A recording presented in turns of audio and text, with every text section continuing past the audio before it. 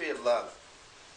This is one of Miguel's really interesting books. It was a book that he wrote after the Four Agreements, and it kind of missed a big acclaim because it was kind of in the wake of the Four Agreements, which was such a good bestseller and made such an impact on the world and was such a huge kind of event in the Toltec world for the Four Agreements to go out there. The Mastery of Love really holds the intent of the path.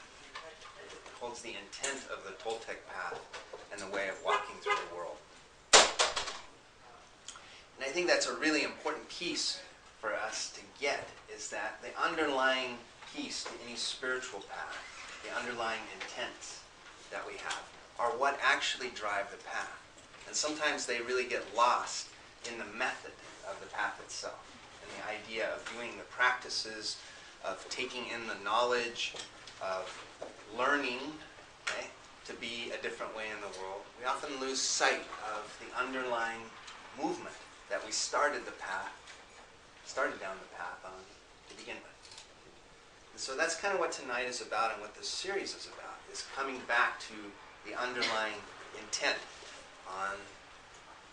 with the way of the Toltec.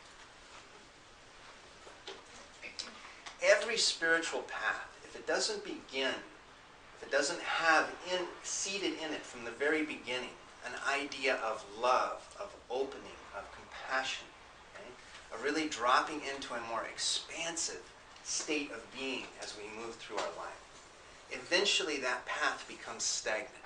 Eventually that path grinds down into a place of trying to make something happen, trying to do something, trying to reach some goal out there that's a different us than where we are right now. And so we really have a tendency to grind down if we lose the underlying feeling that we're after, of being here in this lifetime, in these bodies, moving through this existence. And opening into that, learning, what does that actually mean? What is the potential of this life? Not what we've been trained, not what we've only experienced to date, but what is really possible for us. Okay?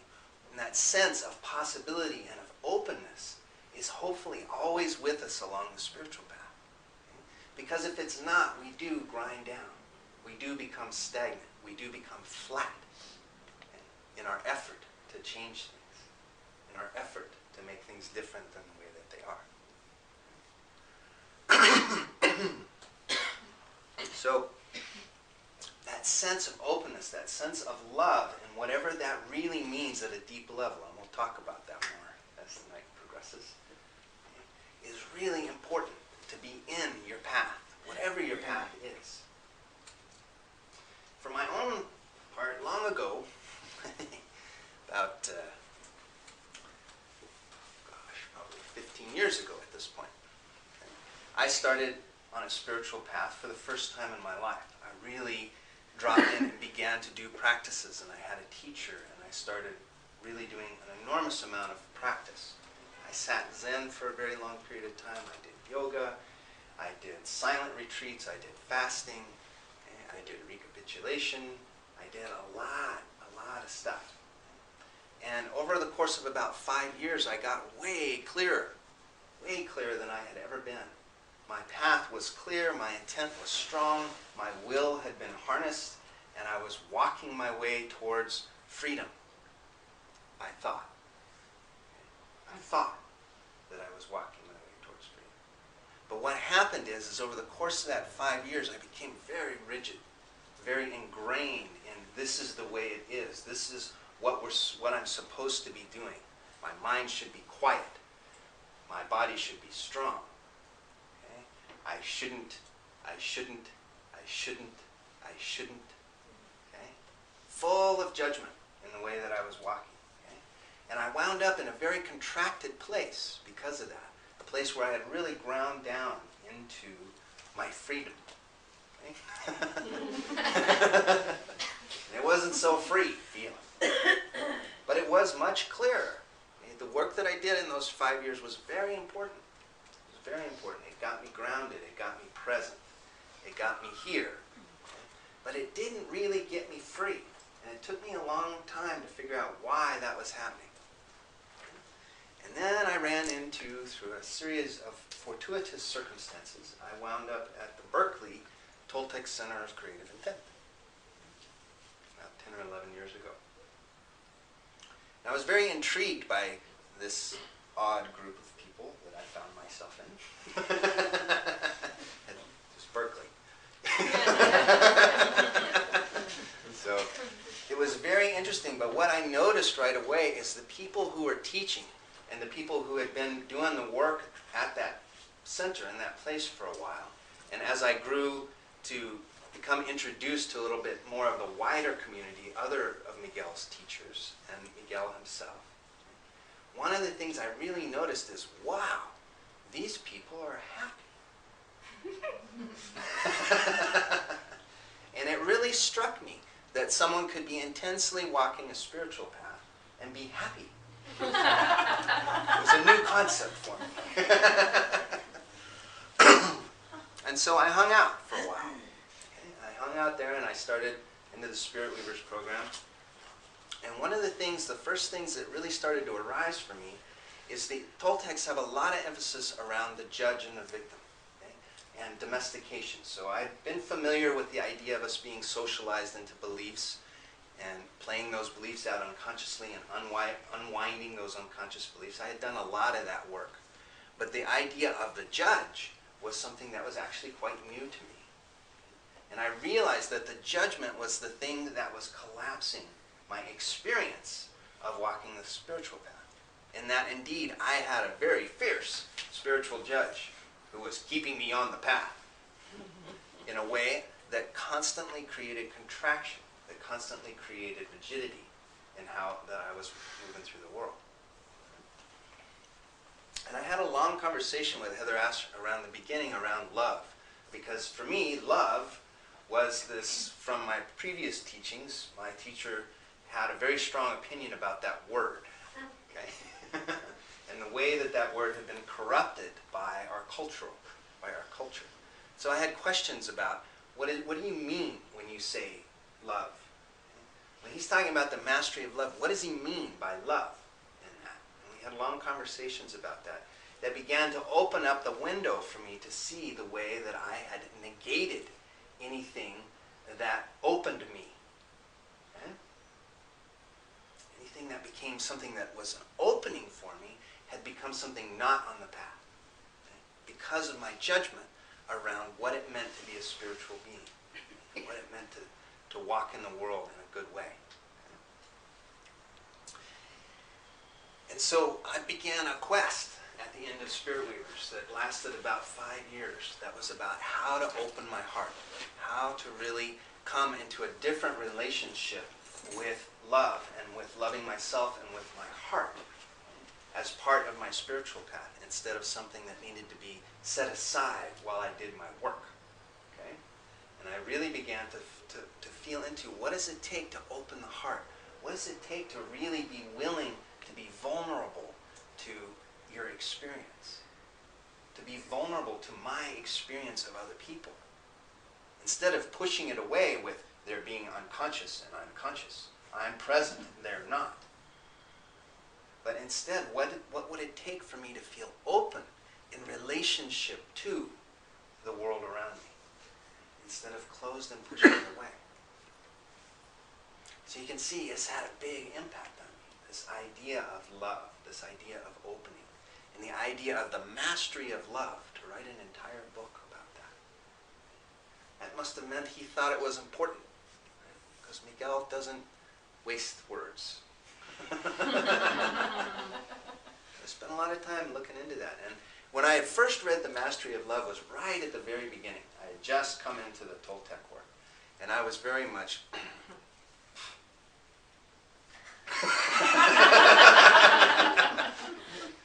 And so a few years ago, I wound up reading that book again. Not too long ago, a couple years ago. And I was like, wow! I've been living this, but I forgot that he wrote it down. That he actually mapped this out. That there is an intent that is behind the Toltec work that is about love. And is about opening into everything. And this is a differentiation at first glance between the Castaneda lineage of Toltec and the Miguel lineage of Toltec. Because at first glance, the Castaneda version of the Toltec path is very much based upon fear. It's very much based upon scaring you into reassembling your will, changing your point of view, changing your perception so that you can get free of the dream of the planet that's got you by a stranglehold all the time.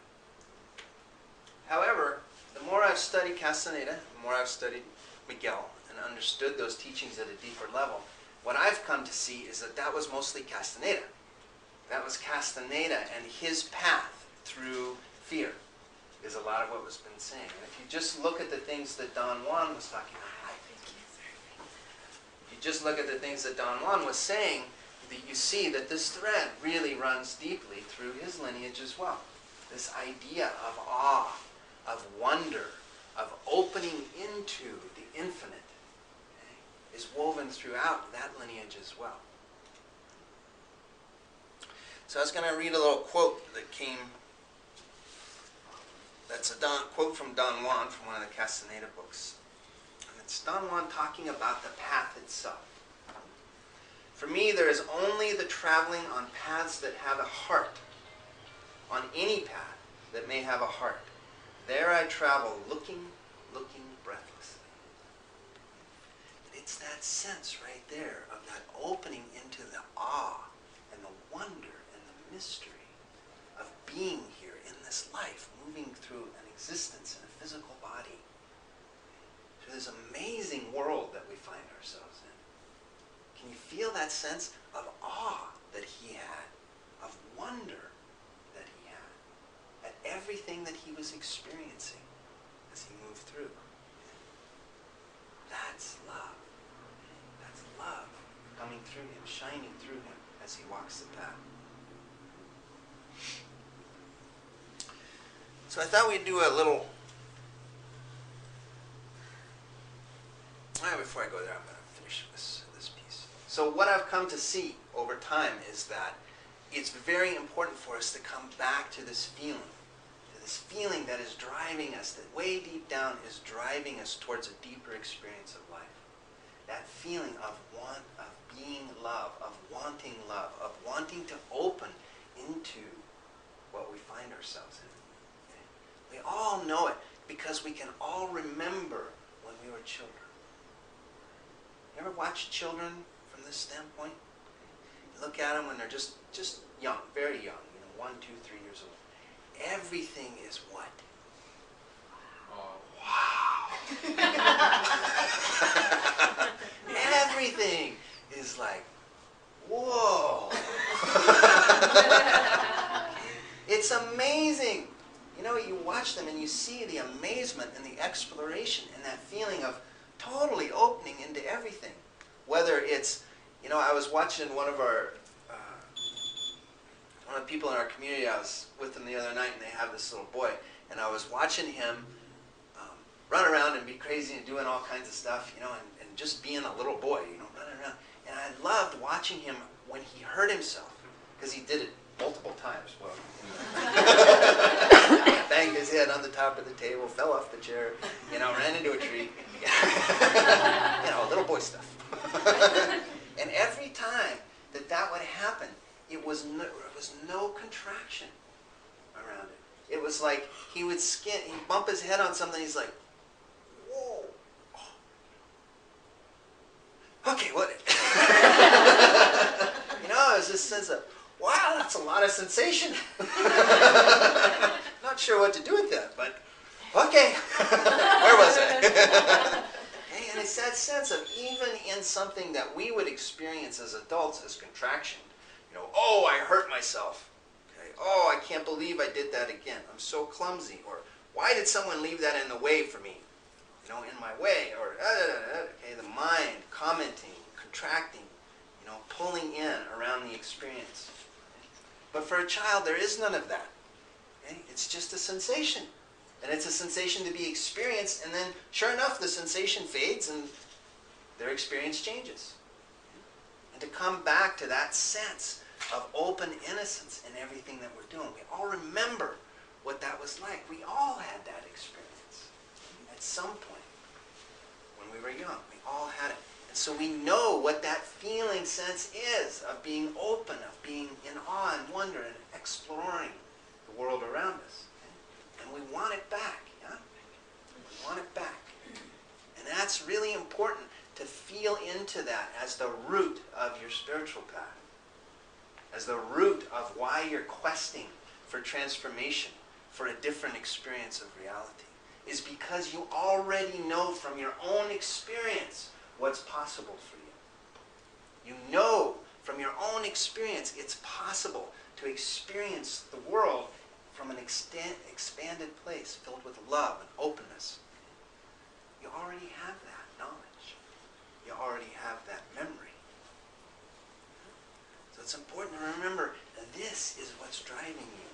Underneath what you think is going on, I just want to quit having this habitual behavior. I just want to quit being in reaction to these other people. I just want to quit getting triggered every time somebody cuts me off in traffic. Those are part of why we start. Okay? But the underlying thing is we want that openness. We want to know love as our experience of the world. So remember, as we walk, why we're walking, why we're on the path.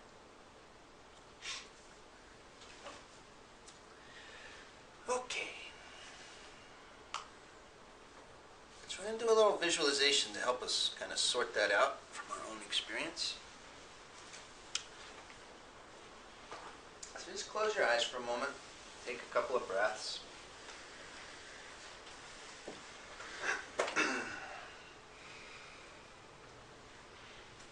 I want you to remember a time when you really wanted someone else's affection. When you really wanted someone else's attention. When you really felt like you had to have someone paying attention to you, someone loving you, someone touching you, someone who loved you. I want you to feel a time in your life, to remember a time in your life when you had that desire, the wanting someone to love you, the wanting someone to give you affection. Just remembering that event as clearly as you can and what you were feeling in your body, what you were feeling as your experience while you wanted their attention and love.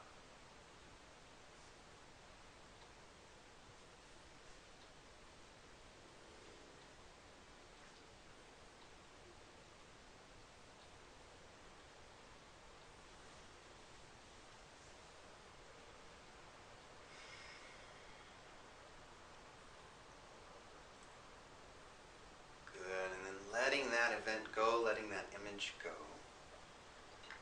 And bringing to mind another time.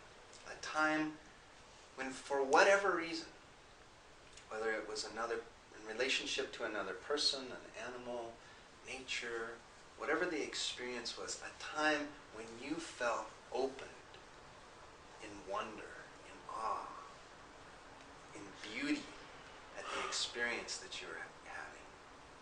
I want you to remember, what was the experience like? What did it feel like? This event 10 minutes ago or a year ago, when you felt wonder and awe, beauty as your experience. Feeling that in your body, remembering your experience of that.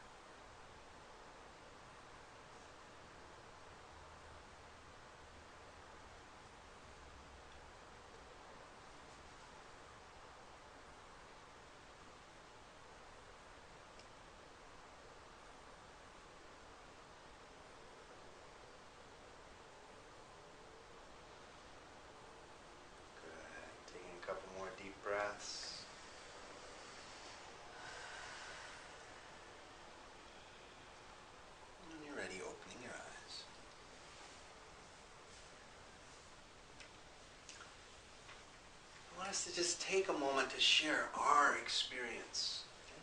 So, in a moment, you're going to find a partner sitting right next to you or right behind you. And just share, what was your experience of wanting attention, affection, something from the outside world, versus the experience of feeling wonder and awe and opening because of what was happening in your world.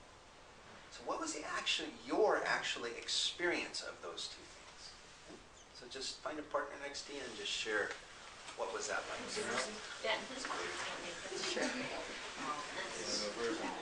Need, not love. Right? First part of that visualization was really need.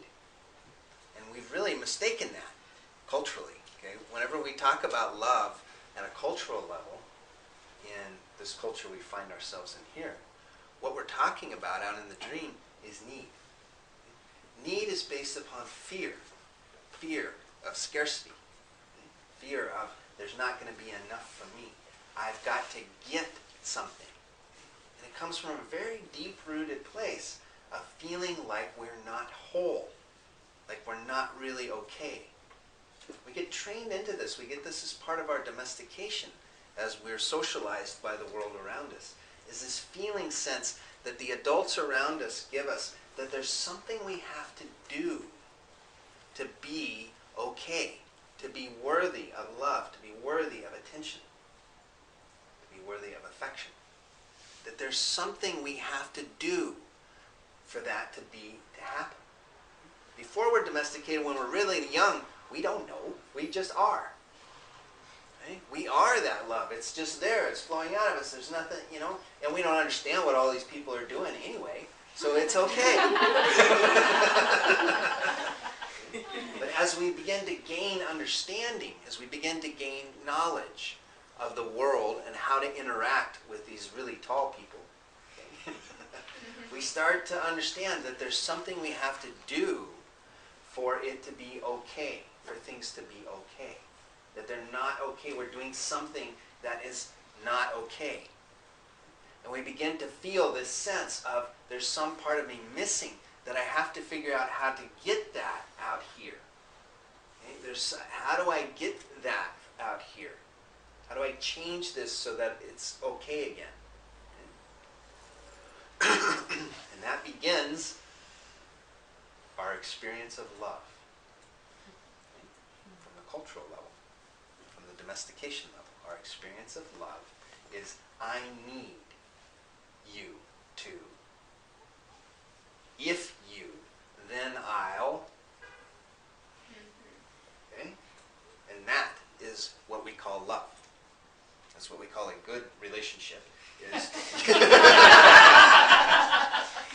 I'll pet you if you pet me, and maybe we'll both feel okay. All right.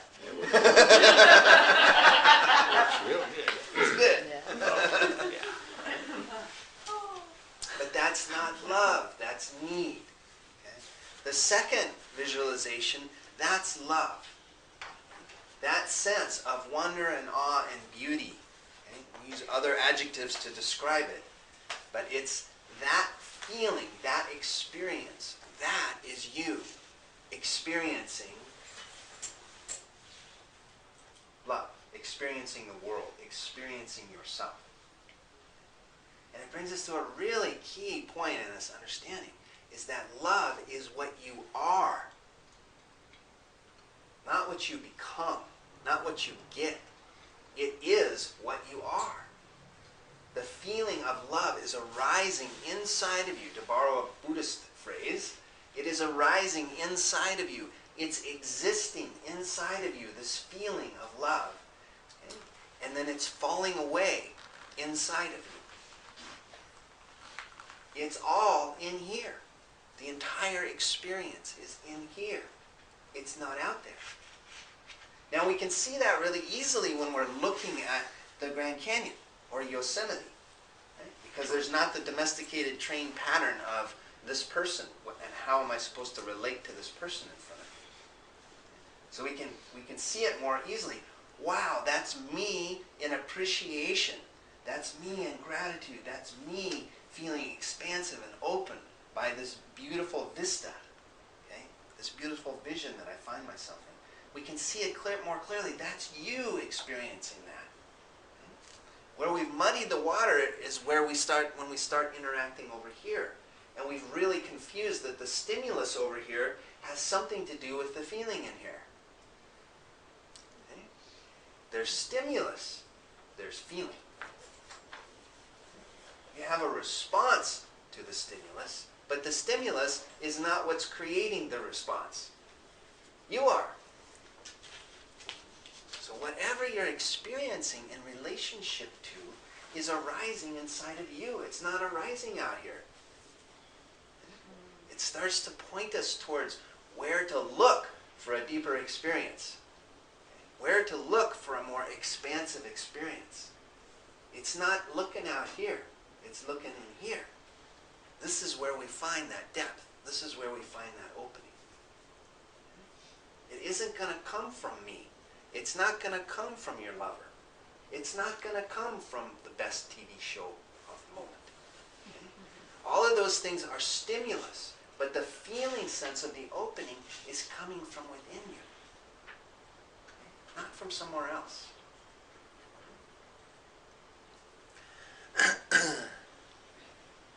So as Miguel says in The Mastery of Love, there's basically two tracks through the world. There's two tracks that you can walk down. One is the track of fear, and one is the track of love.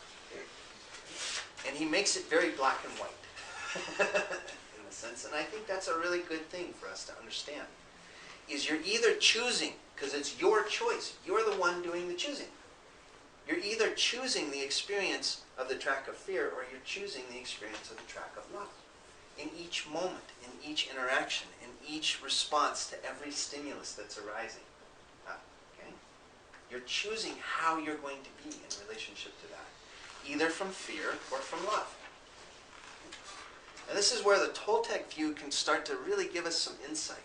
The Toltecs really believe that your perception of something is reality. Because reality is so immensely altered by how you're perceiving it, that for all intents and purposes, perception is reality. Because your experience of reality is completely based upon how you're perceiving it. Okay? So when we start looking at what does fear create? When you're experiencing fear, you create, the creation inside of you is anger, is jealousy, is hatred, is contraction, is depression. From the Toltec standpoint, those are not just emotions, they are states of consciousness and perception. So when you're in jealousy, you're perceiving the world as jealousy.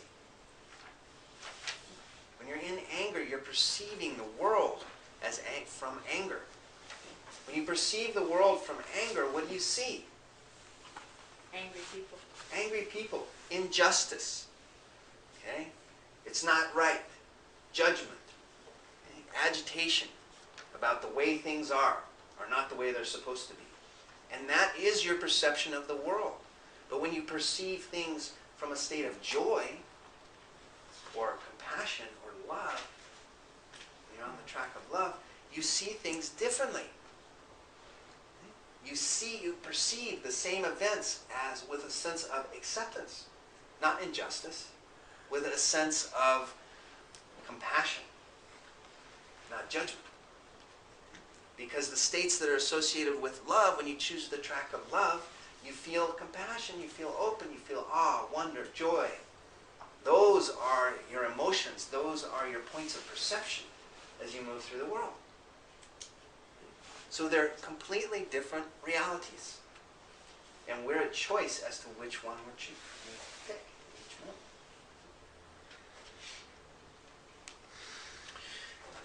So I'll read you this quote. This is from The Mastery of Love. This is Miguel.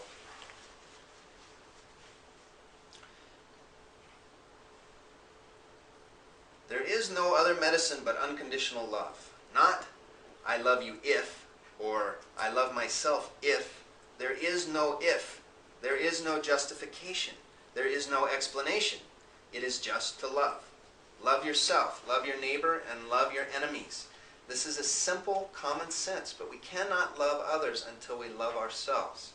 That is why we must begin with self-love. There are millions of ways to express your happiness, but there is only one way to really be happy, and that is to love. There is no other way. You cannot be happy if you don't love yourself. That's a fact. If you don't love yourself, you don't have any opportunity to be happy. You cannot share what you do not have. If you do not love yourself, you cannot love anyone else either. But you can have a need for love. And if there's someone who needs you, that's what humans call love. That is not love. That is possessiveness. That is selfishness. That is control with no respect. Don't lie to yourself. That is not love. Love coming out of you is the only way to be happy. Unconditional love for yourself. Complete surrender to that love for yourself. You no longer resist life. You no longer reject yourself. You no longer carry all that blame and guilt. You just accept who you are and accept everyone else the way he or she is. You have the right to love, to smile, to be happy, to share your love, and to not be afraid to receive it also. We are that love. It is our birthright. It is who we are at our essence, at our core. Everything else is a lie. It's a lie of our socialization, of our domestication, coming from the need to feel something that we don't have, when we already have everything inside of us at our fingertips.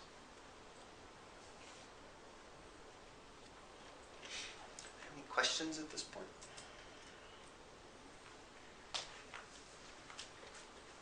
How does love fit in with romantic love? That's a good question. I believe they're kind of two different things in a way. They're exactly the same from this point of view. Okay? They're exactly the same because it's the same feeling sense. Romantic love is that sense of deep connection and opening in relationship to another human. Okay? It's in relationship to, but it's the exact same thing. If you need something from this person for you to feel complete, that's not love. That's something else. And this really impacts us with the romantic thing because of the way the domestication works. We've been fed a dream. We've been fed a dream that there is something out there that is going to complete us. Okay? And that something, based upon how you were born into this culture, part of that dream is, for me, that something is a 5-foot something blonde, something with breasts and a vagina. Okay? That one something, and there's only one of them, and it's out there somewhere. She's out there. Okay? And when I find her, I will be complete. I will experience happiness. Okay? And that is what we're trained. That's what we're taught. Is that I'm incomplete and I have to find my other half. Okay? How many times do we hear that? It's woven through the way we talk about relationship. My better half. Okay? These things are really deeply in our unconscious and in our way that we interrelate with one another. Okay? You're not missing anything. So romantic love, from Miguel's standpoint and from my standpoint, is that feeling sense of two people coming together as love.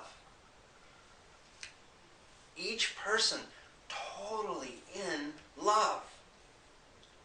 And then you put two of those people across from one another. Wow. Okay? That is something. Okay? It is something very beautiful and very interesting and very wonderful. And that's the romance. Is that feeling sense of love being here with no sense of lack.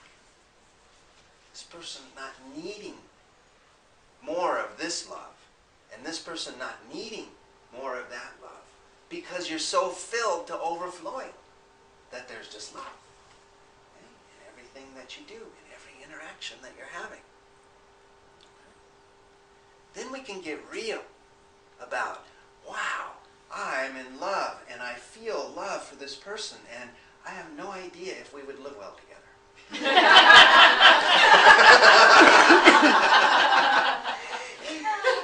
that something else? That's a logistical life situation type of thing, you know? Or do we like the same kind of foods? Do we have a shared context? And this is what we talk about a lot when we work with relationships. Do we have a shared context of the things we're interested in? Okay? And that becomes the basis of, wow, I'm in love. There's love out here. And then, so let's just set that over here for a second. And go, okay, so we actually have a context for relating to one another other than love. And where we have those shared contexts, then maybe like to hang out together, or do things together, or do this or that. Okay? But it's not about needing you to do something. It's not about needing you to be different than you are. It's not about you needing to like the same flavor of ice cream that I like, or are not really beloveds. People do this kind of stuff. You live with someone for a little while, you're feeling that juice of just beginning a relationship with someone. There's sexual energy, there's opening, there's a new experience, there's all of this. Okay? And then what we do is we go, that means. Okay? And we start putting things on the end of that sentence. That means they should want to. They should like. We start adding meaning to that feeling sense that has nothing to do with the feeling of being open with someone and opening into an experience of someone. It's all story. It's all things that you were taught about what it means if you feel love for someone. What it means if you feel sexual attraction for somebody. There's experience, and then there's the meaning assignment. There's the story that is in your mind. And they're two very different things. This is another beauty of the Toltec path, is the emphasis is on your experience, your direct experience of life, not the story about life, not the description of life, but your direct experience is what is held up as the highest teaching, as your guidance, as your movement through life, is your experience. That's why we did the visualization the way we did. Don't let me tell you what your experience of need is. Don't let me tell you what your experience of love is. You have that experience for yourself. Trust it. Trust it.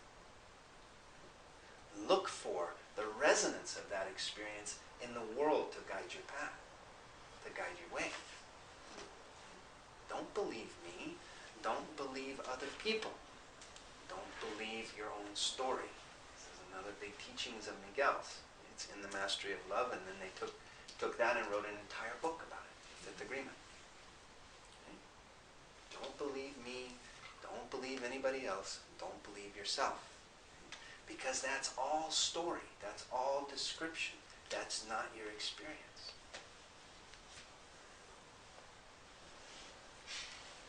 Any other questions? Can you talk a little bit about compassion versus pity? Like, for example, I think sometimes people confuse the two. Mm-hmm. And I remember reading, what was that book? The Frog Prince, Mm-hmm. the long version of it. And in there he explains that compassion is a form of love and pity is a form of contempt. And compassion is pitiless. Mm-hmm. But I think that a lot of times people, when they confuse the two, and they feel they're having compassion for a person because they think they feel sorry for them and they have pity for them. Right. Right. So could you talk a little bit about that? You bet. So compassion is another one of those words that has gotten tricky in our culture, because it's often exactly as you're saying. We say the word compassion, but what we mean is pity. We say I feel compassionate for someone, but you really feel sorry for them, and you're really glad you're not them. Is what you're really saying. Okay? sorry for someone is the height of self-importance. From the Toltec standpoint. Pity, feeling sorry for other people, is the height of self-importance. Because what you're saying is, I know what your experience should be. I know that things should not be the way that they are for you. I know that things should be different for you than the way they are. What do you know about someone else's experience? About what they need? This is the fallacy with pity. It's actually self-importance. Compassion is something radically different than that. Compassion is the willingness to feel your response to someone else's situation. To not push it away. To not distract yourself from it. To not try and pull their attention out of their experience. But to actually feel deeply, 100% what you feel in response to someone else's experience, to their world. So at a very deep level, compassion is about your willingness to feel pain. Your willingness to feel another person's suffering. Not to take it on as your experience. Not to take it on as something you have to do something about. It's your willingness to feel deeply the pain and the suffering. When you do that, it becomes love. Because you're opening into an experience. You're opening into a feeling. All opening leads you back to a state of openness. Okay? And you feel love. You feel a deep sense of abiding peace and joy in relationship to this person that is suffering and in pain. That's compassion. The willingness to be totally present with what's arising. Not pretending that you know the solution or that you can fix them. Okay? But being actually with them. Being with what's arising. In yourself and out here.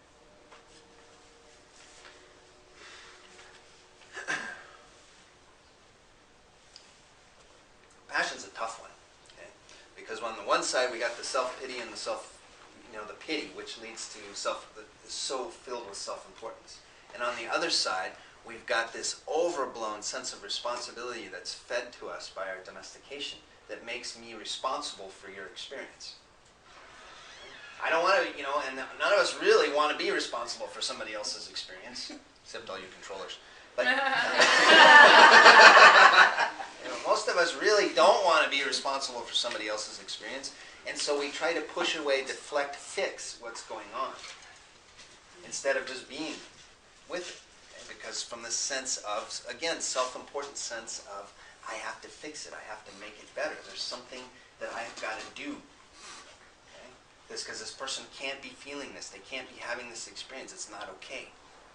That's contraction, that's closure. Now, just look at it from the standpoint of a truth, okay? A relative truth. If someone is feeling pain and suffering, okay, in this moment, and they're expressing that to you, and you contract in any way, what are you actually doing? So you contract into, let me help you with that, I'll fix that, Or, I don't know why you keep putting yourself in these situations where you get abused and victimized like this.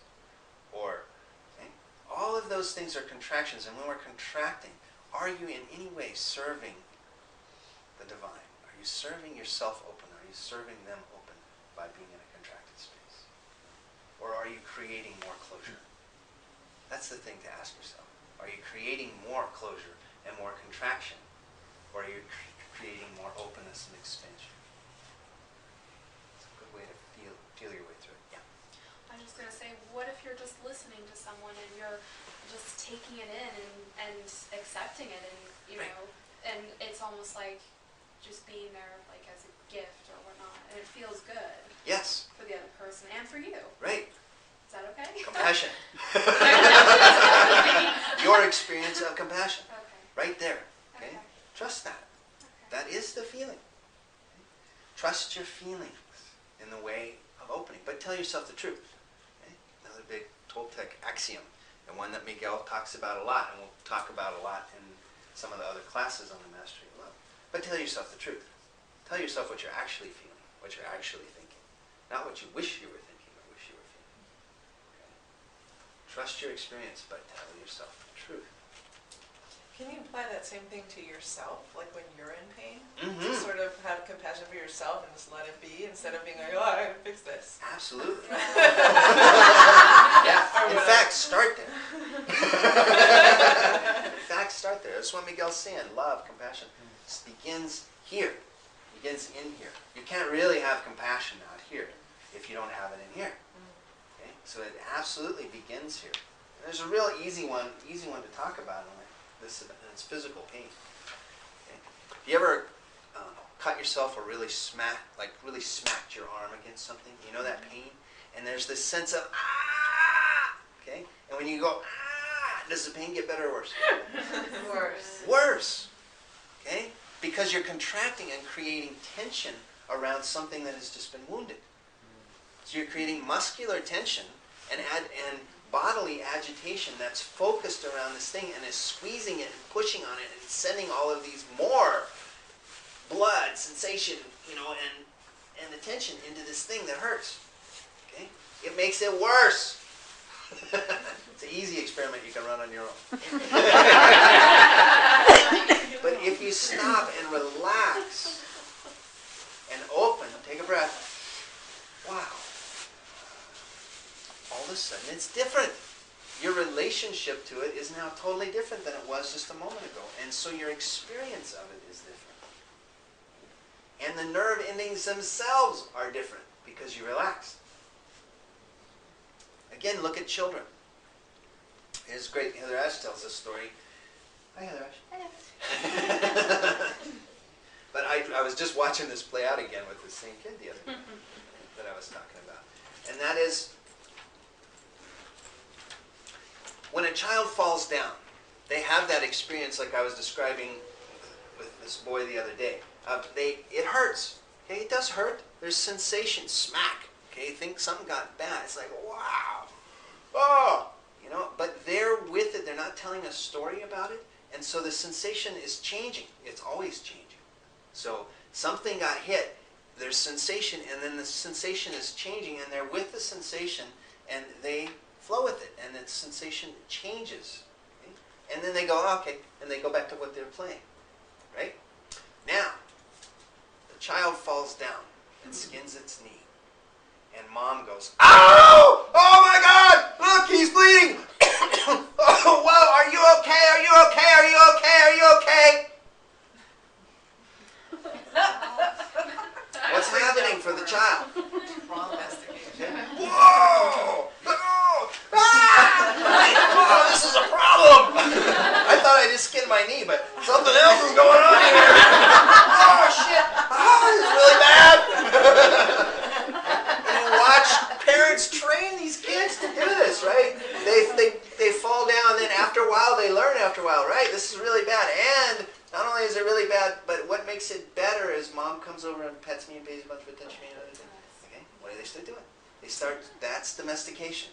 Okay? They start screaming whenever they fall down and bang their knee. Okay?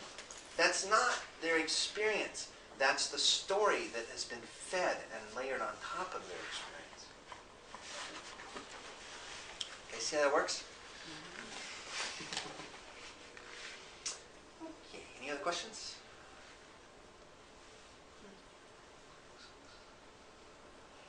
Those are some good questions.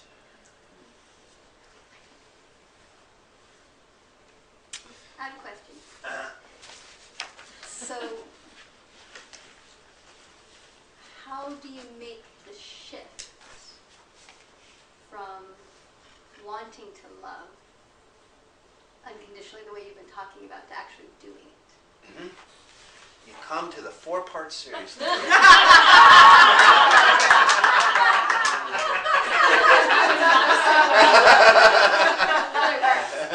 And by the end, guaranteed.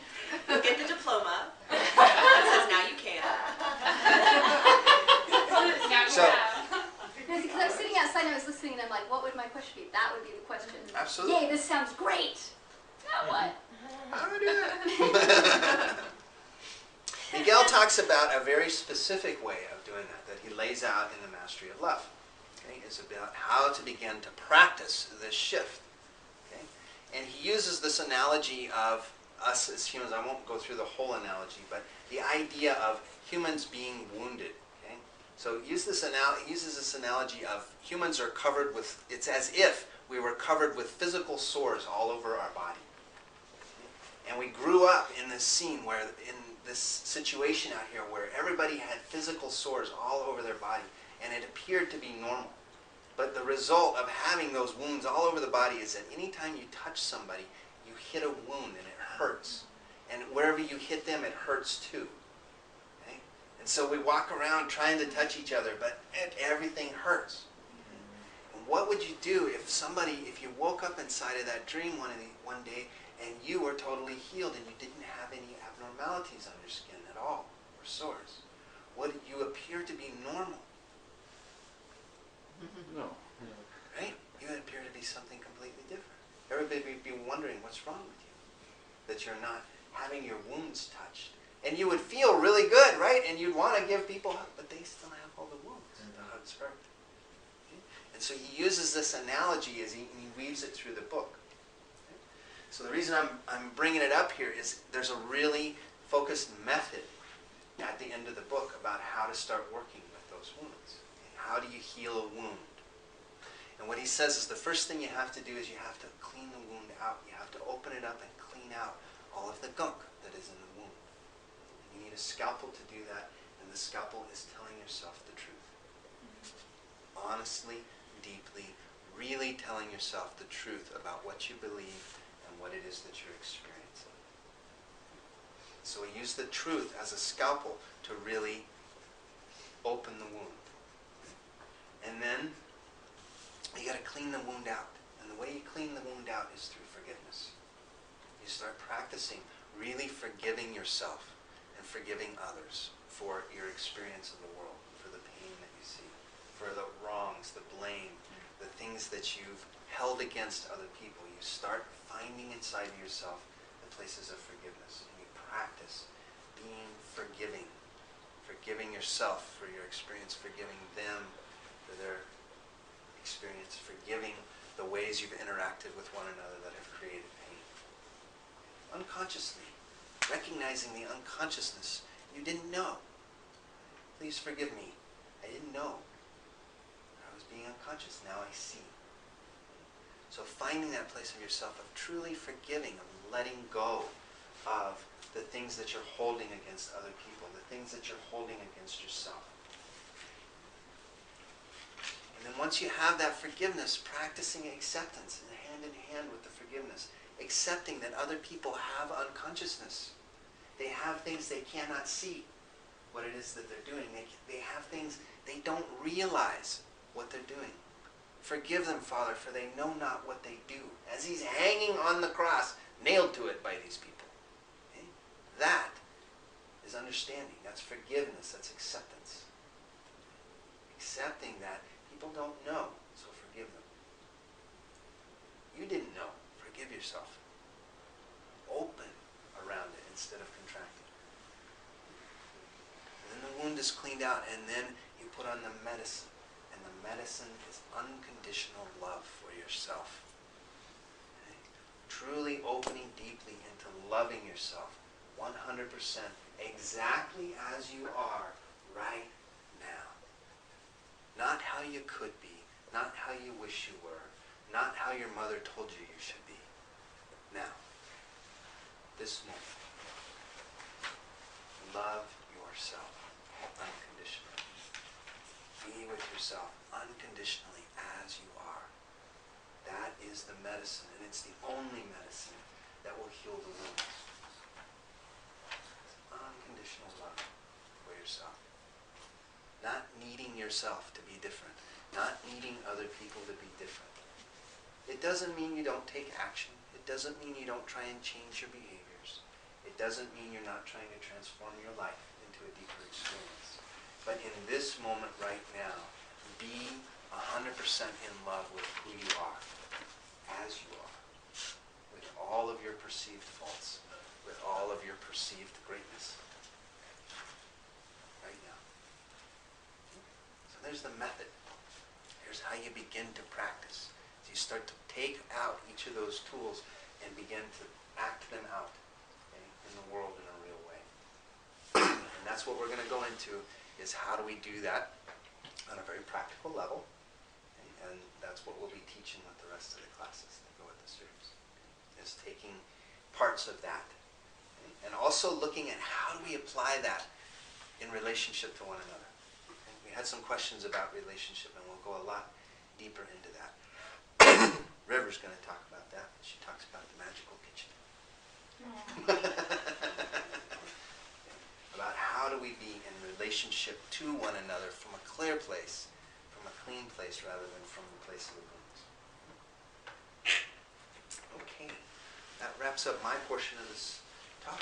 We're going to give you just a minute to talk about a couple of upcoming things that are really important. So I just want to personally thank you all for coming, and be love. Be love.